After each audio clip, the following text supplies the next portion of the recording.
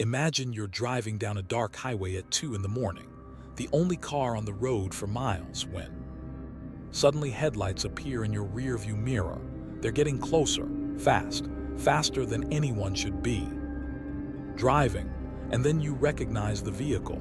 It's the same truck you saw in the gas station parking lot 20 minutes ago, the one belonging to the man who was sitting on the floor staring at a refrigerator with dead eyes.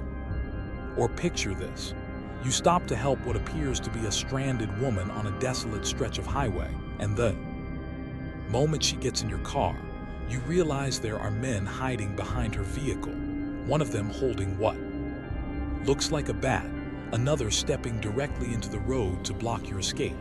Tonight on The Dark Hour, we're going deep into one of the most terrifying scenarios any driver can face, the highway ambush, the moment when the open road transforms from freedom into a trap, when that rest stop or broken down car or friendly stranger becomes a predator's hunting ground.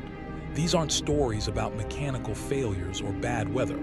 These are accounts of people who discovered that highways, rest areas, and even 24-hour gas stations can become killing fields when you encounter someone who understands that isolation is a weapon and your vehicle is both your protection and your cage. We're going to analyze how these attacks work, why certain locations become hunting grounds, and what separates those who survive from those who don't.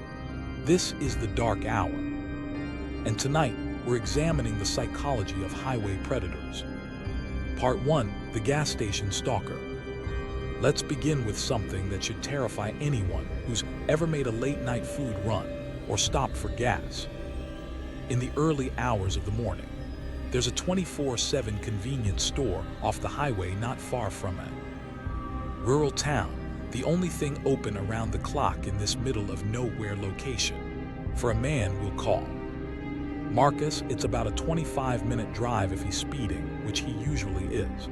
Marcus has a sleep schedule he describes as beyond atrocious, so he's been to this convenience store more than a handful of times during the darkest hours of the night. He thinks he's pretty generic looking and nondescript, meaning he blends in well, but he wouldn't be surprised if some of the late-night workers recognize him by now.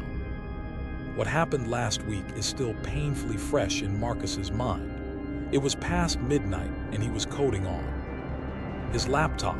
His productivity and focus peaked between the hours of 9 p.m. and 3 a.m., so he was in that flow state that any hard worker craves. The problem with late-night grinding is that you go from perfectly comfortable to dying of hunger in a matter of minutes, which is exactly what prompted him to shut things down and grab something to eat around the reasonable hour of 2 in the morning. The highway leading to the convenience store is more of a local road than an interstate, so it's usually pretty dead at that hour. The ride there was relatively uneventful. Marcus pulled into the parking lot, ordered a sandwich from one of the counters, and roamed the aisles while he waited. The mix of caffeine he's usually stimulated on and the ADHD he was born with makes it difficult for him to sit still, so he was just packing around one of the corners of the store when he noticed something that stopped him cold. Facing one of the refrigerators that lined the back of the store was a person sitting cross-legged on the ground. It was such an odd sight that Marcus initially overlooked it, then snapped his head back around to make sure he hadn't imagined it. He hadn't. There was literally a person sitting on the ground at the end of the aisle, facing the refrigerator like he was examining it or meditating or engaged in some incomprehensible ritual. Marcus couldn't see anything other than the brown coat and jeans this person was wearing. He needed to get a better look at this individual, at his face at least, to understand what he was dealing with. So Marcus walked a few aisles down. His plan was to turn the corner really quickly, get a good look at the man, then turn back up one of the aisles, ideally before he noticed Marcus looking. Staring at strangers so explicitly is obviously really Rude, so Marcus didn't want him to catch him doing it. He was trying to be inconspicuous about it, or at least appear like he was browsing the snacks. But Marcus didn't do a good job of that, because as soon as he turned the corner to look at this man, the stranger whipped his head around and stared back at him. The movement was so abrupt that Marcus actually froze up for a few seconds, forgetting what he was even doing there in the first place. And let Marcus tell you, one look at this guy confirmed he was far from normal. Forget about the sitting on the ground and staring into the refrigerator. This man was definitely on something, which Marcus could tell from his abnormally wide eyes and the way his lip was vibrating, fully quivering, almost as if he were cold, except it was actually kind of hot in there, and he was wearing a jacket. His posture was all twisted up too, like he was straining instead of sitting, if that makes any sense. But the worst thing by far was the look he was giving Marcus. He wasn't smiling and he wasn't scowling either. He was staring blankly at Marcus with this dead stare that made it seem like he actually was dead, like Marcus was looking at a corpse that someone had propped up in the aisle. The whole scene was freaky as hell. Let's pause here and analyze what Marcus was actually observing, because the details matter enormously. This wasn't a homeless person seeking shelter or warmth. The store was hot and this man was wearing a jacket. This wasn't someone having a mental health crisis in the traditional sense, sitting peacefully or talking to himself. This person's posture was strained and twisted, suggesting physical discomfort he was choosing to endure. His eyes were abnormally wide and his lip was quivering, classic signs of stimulant use, possibly methamphetamine or cocaine or some combination that was flooding his system with adrenaline and destroying his ability to regulate normal behaviors. But here's what makes this encounter so disturbing from a predatory psychology perspective. This man wasn't just high and acting strangely. He was positioned at the back of the store, facing away from the entrance, sitting in a location where he could see anyone approaching in the reflection of the refrigerator glass. When Marcus turned the corner to look at him, the man's head whipped around with such abruptness that it revealed he had been hyper-aware of Marcus's presence the entire time. That dead stare wasn't confusion or disorientation. That was assessment. This person was evaluating Marcus as a potential target. After staring at each other for an uncomfortable amount of time, Marcus finally averted his eyes and went up one of the aisles, eager to get his food and leave. It wasn't ready yet, though. He stood at the counter and waited. The anxiety was getting to him, so he angled himself to face the corner of the store where the man had been sitting. Marcus was half expecting him to emerge from one of the aisles, at which point he's not sure what he would have done, but the man never did. Eventually, Marcus's food was ready, and he promptly left the store without another thought.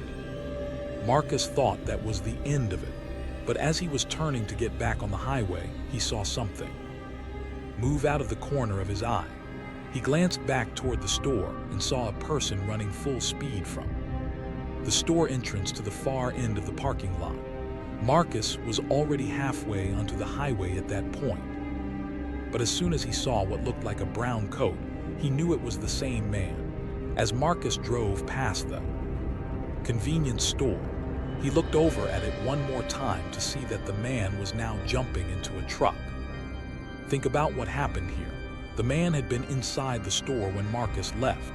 Within seconds, this individual had gotten up from his position on the floor, exited the building, and sprinted across the parking lot to his vehicle. Not walked, not jogged, sprinted.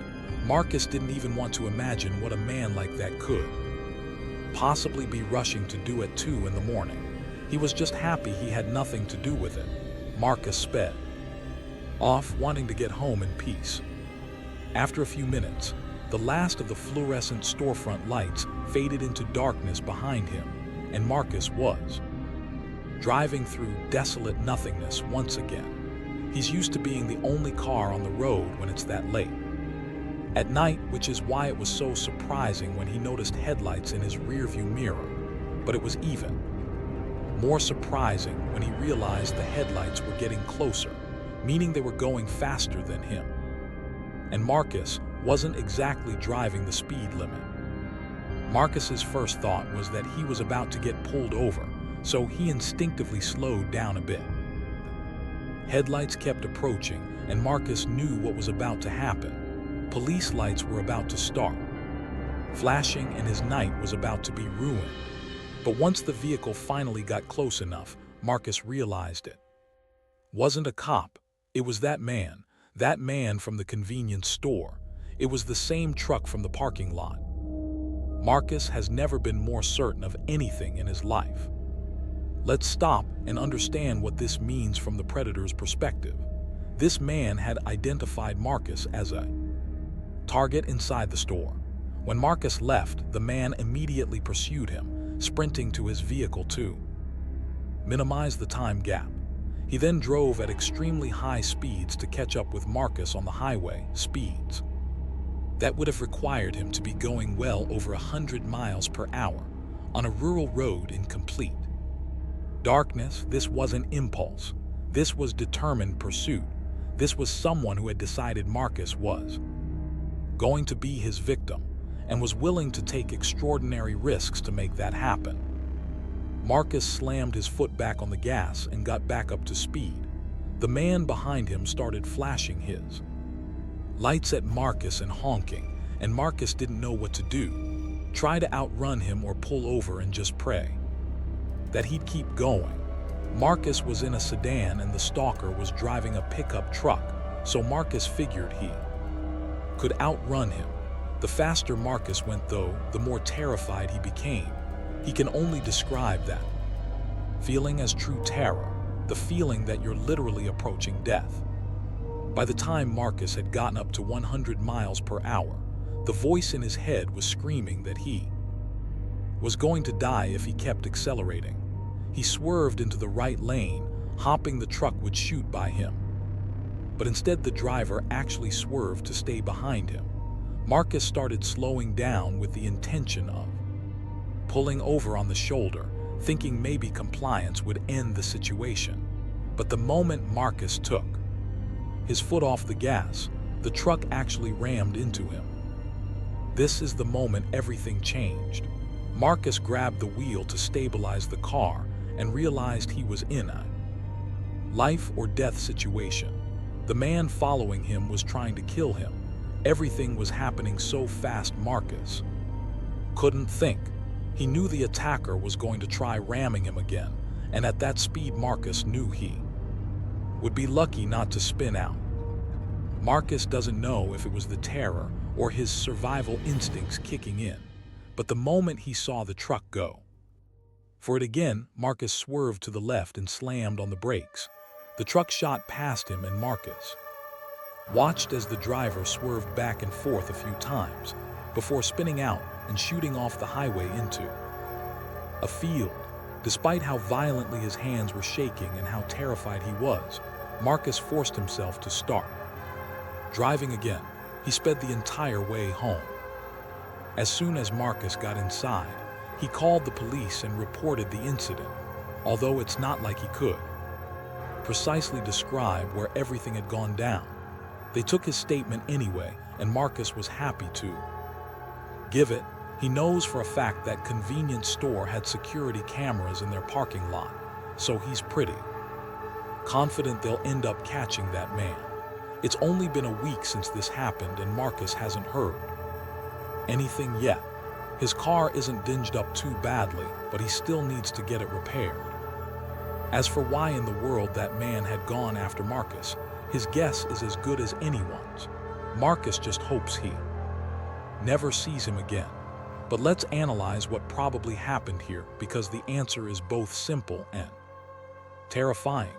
This man was high on stimulants, possibly in a state of drug-induced psychosis where paranoia and aggression override all normal human behavior. When Marcus looked at him in the store, stared at him explicitly, The man's compromised mental state interpreted that as a threat or a challenge or an opportunity. In his altered consciousness, Marcus became an enemy or a target or a victim, and the man's impulse was to pursue and attack. There was no rational motive. There was no plan beyond violence. This was pure predatory. Aggression unleashed by chemical alterations to brain function. And the most terrifying part is that this could have happened to anyone who walked into that store that night. Marcus wasn't targeted for any specific reason, beyond being in the wrong place at the wrong time and making eye contact with someone whose humanity had been temporarily dissolved by drugs. This case reveals something crucial about highway predators. They're not always calculating masterminds. Sometimes they're people whose judgment has been completely destroyed by substances, who are capable of extreme violence on impulse, who will pursue victims at deadly speeds for reasons that make sense only in their fractured perception of reality. And these individuals frequent 24-hour establishments specifically, because that's when they're most active, when their drug use is peaking, when normal people are least likely to be around, when isolation gives them opportunities they wouldn't have during daylight hours. The security cameras Marcus mentioned are critical evidence, but think about what they probably showed. Man sitting on the floor of a convenience store in the middle of the night, staring at a refrigerator, then suddenly sprinting to his vehicle. Unless those cameras captured the highway pursuit, which they almost certainly didn't. There's no actual proof of attempted murder, just a weird guy at a gas station and a damaged sedan. This is why so many of these predators are never caught. The crime happens on dark highways where there are no witnesses and no cameras, and by the time victims report what happened, the attacker has vanished into the night. Marcus made several decisions that saved his life. He didn't engage with the strange man in the store beyond that initial eye contact. He didn't stop when the truck started following him. He didn't pull over when instructed. And most importantly, when the truck rammed him, Marcus didn't freeze or give up. He used his vehicle's advantages, specifically better maneuverability and braking, to create a situation where the attacker lost control. That split-second decision to swerve and brake instead of continuing to accelerate was the difference between survival and death. Part 2, the highway ambush. Now we need to talk about a different kind of highway predator, one who doesn't chase you down in drug-fueled rage, but who sets calculated traps using human psychology and the appearance of legitimate distress to lure victims into controlled situations. This is about a delivery driver we'll call James who encountered what law enforcement calls a highway ambush team, multiple individuals working together to stop vehicles and rob or kill their occupants. This happened in the summer of 2022. James was 25 and working what he describes as an unusual logistics job, hauling refurbished electronics and custom PC parts for a last-mile delivery startup. Trying to compete with Amazon in weird rural markets, the routes were long and completely erratic.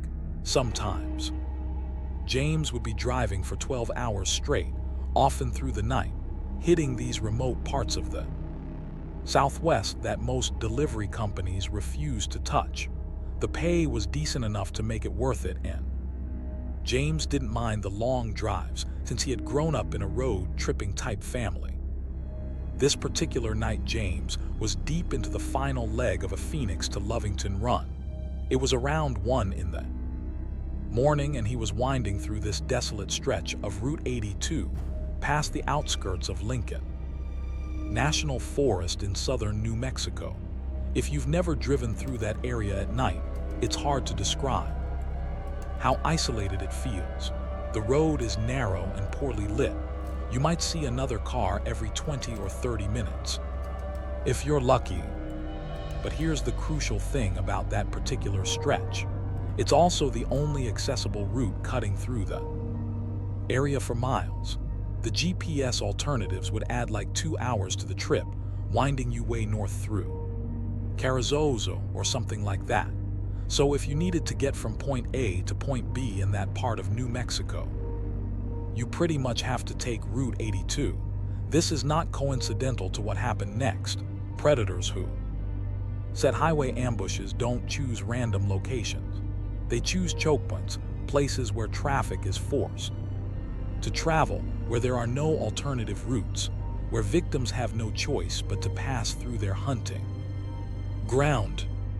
James was listening to some true crime podcasts when he rounded a bend and saw a red hatchback awkwardly pulled onto the gravel shoulder with its hazards flashing. He slowed down a bit out of habit. As he got closer, his headlights illuminated a woman standing next to the car. She was holding her phone high in the air like she was trying to catch a signal. James's first instinct was to just drive past. He's not heartless, but he's also not naive about the kinds of situations you can walk into in that part of the state at that time of night. But then James started thinking about his own girlfriend or his sister and how he would want someone to stop if they were stranded in the middle of nowhere. Plus, James wasn't completely defenseless. He had a Glock 40, 3 holstered just under his steering column. He never explicitly got permission from the company to arm himself, but given some of the areas they delivered to, it seemed like common sense to him. This fact that James was armed is probably the only reason he's alive to tell this story. James slowed down and cracked the passenger window a couple inches.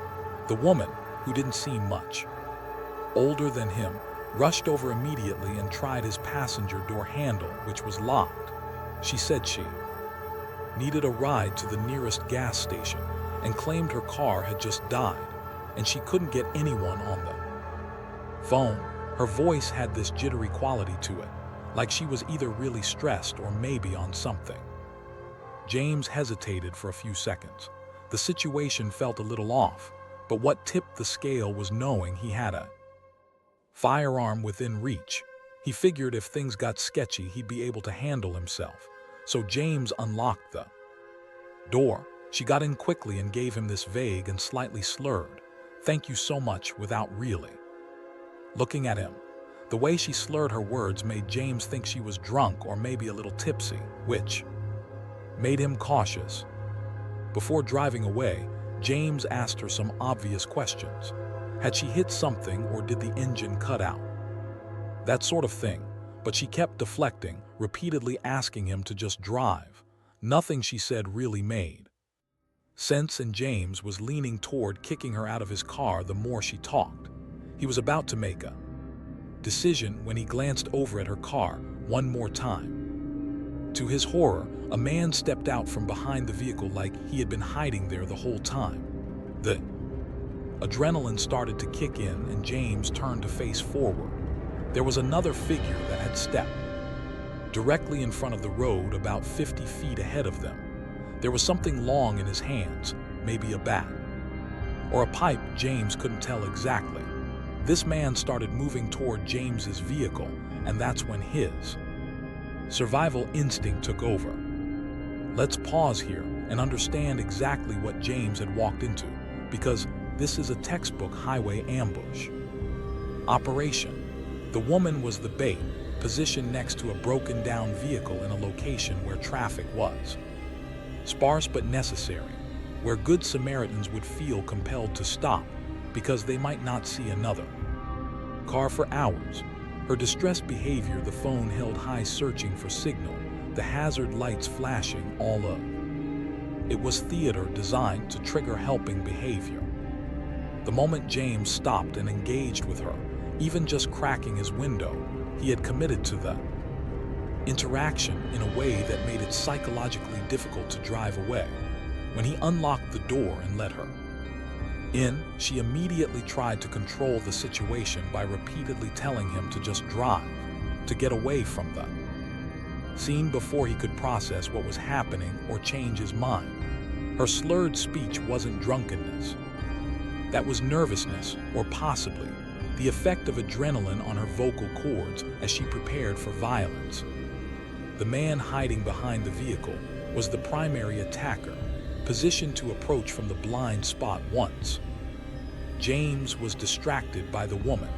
The second man standing in the road with a weapon was the blocker, preventing James from simply driving forward to escape. This is a coordinated operation that requires planning, communication, and multiple participants. These weren't opportunistic criminals. These were organized predators working together. James floored it. He didn't even try to be subtle about it. The woman whipped around to look back and immediately started yelling. Then she reached down and started digging around in her purse for something. James had a feeling he knew what she was looking for. So before things could escalate, James yelled at her too. Freeze, and drew his gun. He didn't point it at her, but instead just rested it on the steering wheel so she could see. Whatever she had been reaching for, she stopped immediately. James told her not to move, and she didn't. To his surprise, she stopped talking too. She just stared straight ahead with this expression James couldn't read. Luckily for her, they were less than 30 minutes from Artesia. After a somewhat tense half hour, James pulled into a gas station. There were 2 other vehicles in the lot, both big rigs. James told her to get out. She refused at first and gave him some stupid reason he can't remember. But James leaned across her, yanked the passenger door open, and basically forced her out of the truck.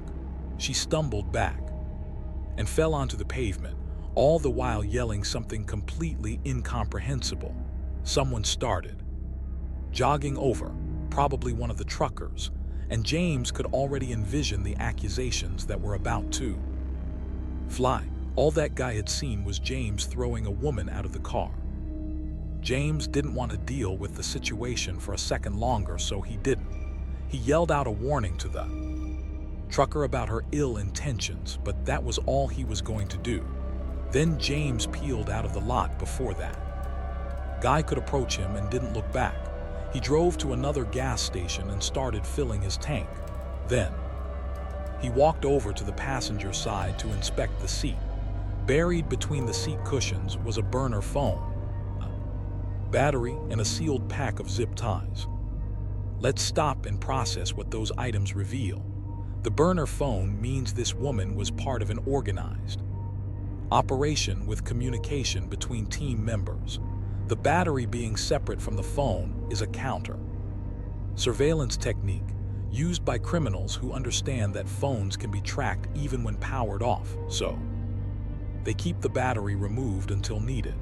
And the zip ties are restraints, specifically the kind that can't be removed without cutting, designed to immobilize victims.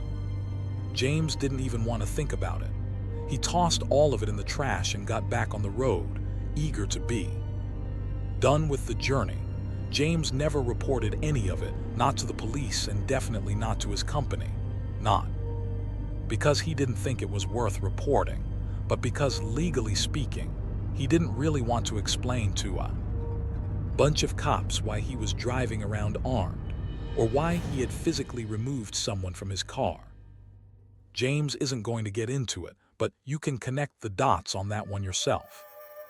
One thing's for sure though, being armed that night may have very well saved James's life, and this raises an uncomfortable question about highway safety that law enforcement and transportation companies don't want to acknowledge. There are stretches of American highways where you are effectively beyond the protection of law, where response times are measured in hours, not minutes, where predators operate with near impunity because they understand the geography better than their victims. James made several critical decisions that saved his life. First, he was armed, which immediately changed the power dynamic when the situation turned violent. Second, he didn't hesitate to display the weapon when the woman reached into her purse, establishing that he was a hard target, not a soft one. Third, he didn't try to reason with her or understand her perspective. He simply controlled her movements until he could reach a public location. And fourth, he physically removed her from his vehicle rather than trying to negotiate, understanding that every second she remained in his car was a second she could attack him or signal her accomplices. But think about what would have happened if James hadn't been armed. The woman reaches into her purse and pulls out a weapon, probably a knife. She threatens him while her accomplices catch up in their vehicle. They force James to pull over. They restrain him with those zip ties. And then what? The best case scenario is robbery. They take his truck, his cargo, his phone, his wallet, maybe his shoes and jacket, and leave him tied up on the side of the road, hoping someone finds him before he dies of exposure. The worst case scenario is they kill him immediately or transport him somewhere to torture and kill him later, disposing of his body in the desert where it might never be found. This isn't speculation. This is what highway ambush teams do. They target commercial drivers specifically because those vehicles often contain valuable cargo, and because drivers are alone, vulnerable, and predictable in their routes. Law enforcement in the Southwest has been warning about these operations for years, but most companies don't share that information with their drivers because they don't want to scare away workers or admit that they're sending people into dangerous territory. James quit that job a few months later, understanding that no amount of money is worth dying on a dark highway in the middle of nowhere. But somewhere on Route 82 in southern New Mexico, there's still a team of predators setting up ambushes. Still a woman standing next to a broken-down car with her phone held high. Still men hiding in the darkness, waiting for the next Good Samaritan to stop and help. Part 3, the rest stop stalkers. Now we need to examine a predatory tactic that combines psychological manipulation with territorial hunting. The use of highway rest stops as stalking grounds where victims are identified, isolated, and followed to secondary locations. This is about multiple encounters at rest areas that reveal disturbing patterns in how these attacks are orchestrated. Let's start with a woman we'll call Sarah, who was driving cross-country from Utah to Georgia with her husband.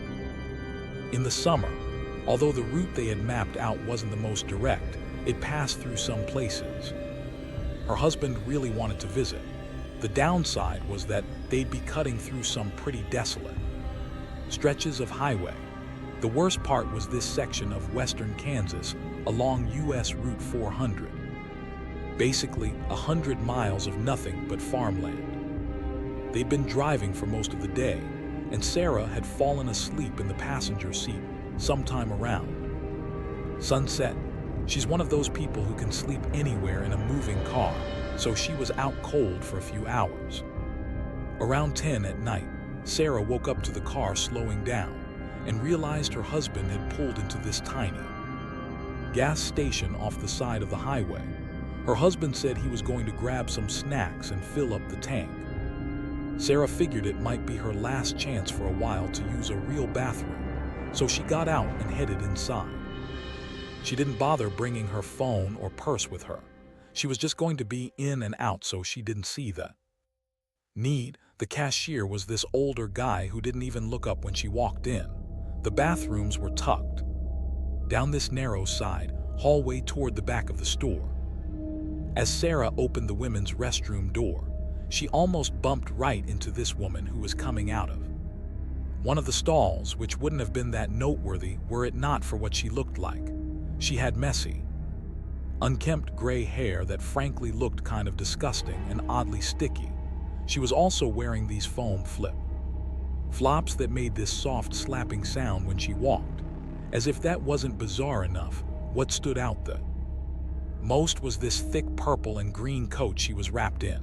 Remember, they were in Kansas in the middle of summer and it was probably 80 degrees out. She was carrying this tied-up plastic grocery bag, and when she saw Sarah, she just stared. Not like a normal "Excuse me" kind of look, but this locked-on stare that felt weirdly expectant, like she was waiting for Sarah to say or do something specific. Sarah didn't know what she was expected to do, so she just gave her a polite nod and tried to step around her, but the woman didn't exactly rush to let her through. Sarah figured that was the end of it, that she'd leave and Sarah could get on with her life. But no, instead of leaving, the woman actually turned around to follow Sarah and stepped toward the sink area.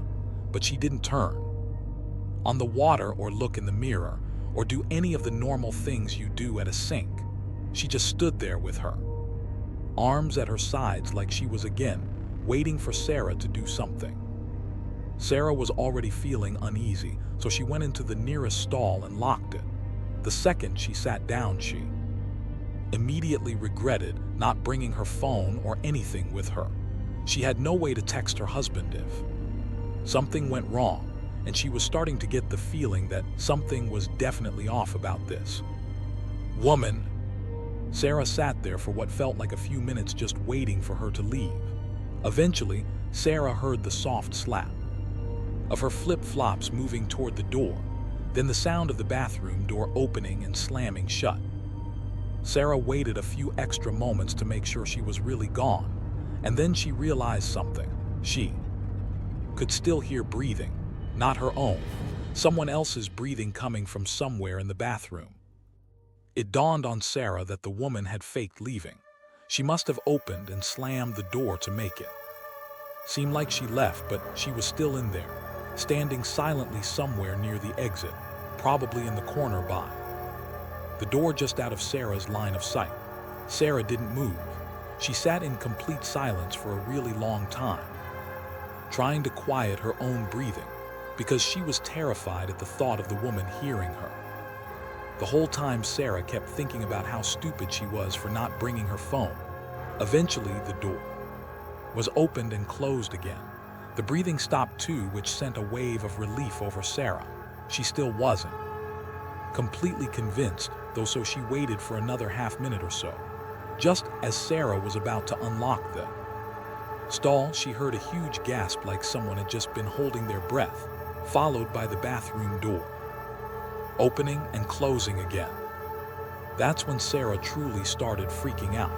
That woman had pretended to leave the bathroom twice, creating the sound of departure while remaining inside, waiting for Sarah to emerge from the stall. Sarah had absolutely no idea what this woman wanted, but the fact that she was playing these psychological games with her made it clear that whatever it wasn't good. Let's stop and analyze what was happening here, because this is sophisticated predatory behavior that reveals planning and practice. This woman wasn't mentally ill in the traditional sense of being confused or disoriented.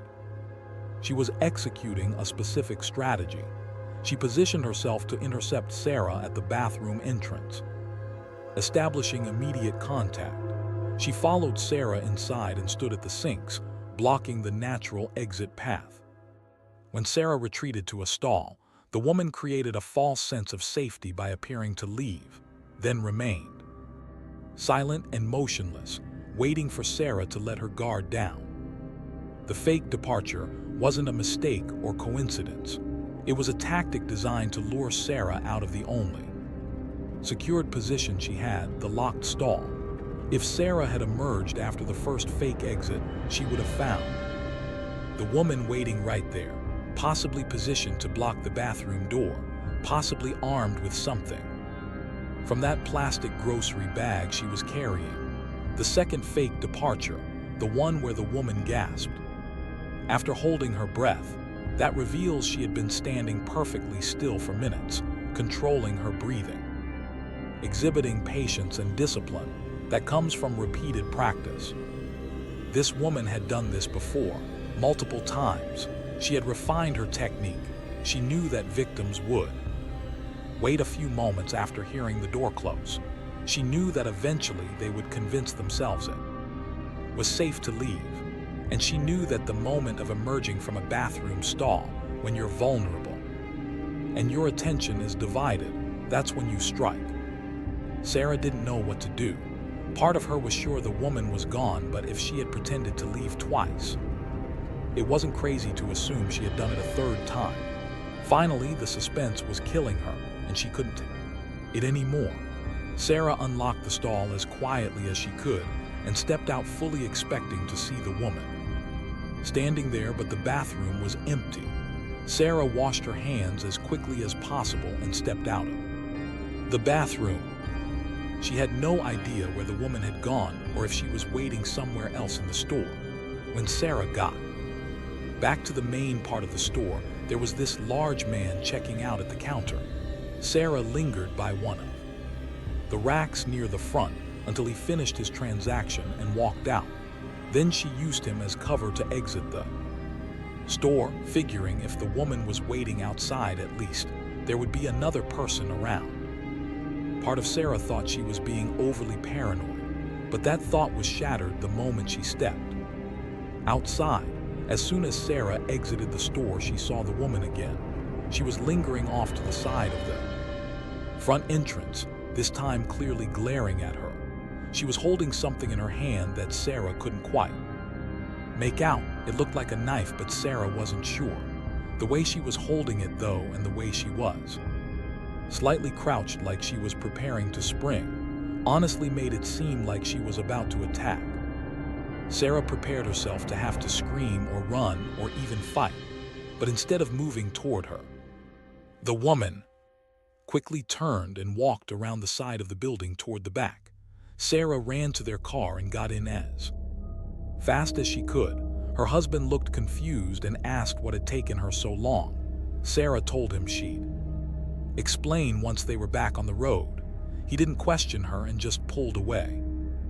As they were leaving, Sarah looked back and saw the woman standing at the edge of the building watching their car. Sarah doesn't know why, but seeing her made her so unsettled and uncomfortable. She told her husband everything, and he got mad at her for not bringing her phone to call him for help, which was fair. But that, and the two of them agreed to try and forget about the whole thing and go back to enjoying themselves. Sarah says she doesn't use roadside restrooms anymore, which she's not in the slightest bit upset about. But let's examine what Sarah actually encountered, because the pattern reveals something law enforcement has been documenting for years. Highway rest stops and isolated gas stations attract predators specifically because they're mandatory stops where victims must exit their vehicles, separate from their companions, and enter confined spaces with limited escape routes. This woman's behavior wasn't random. She targeted a female victim who entered the bathroom alone. She used psychological tactics, the expectant staring, the following, the fake departures, to induce maximum fear and confusion. And most importantly, she waited outside the store after Sarah emerged.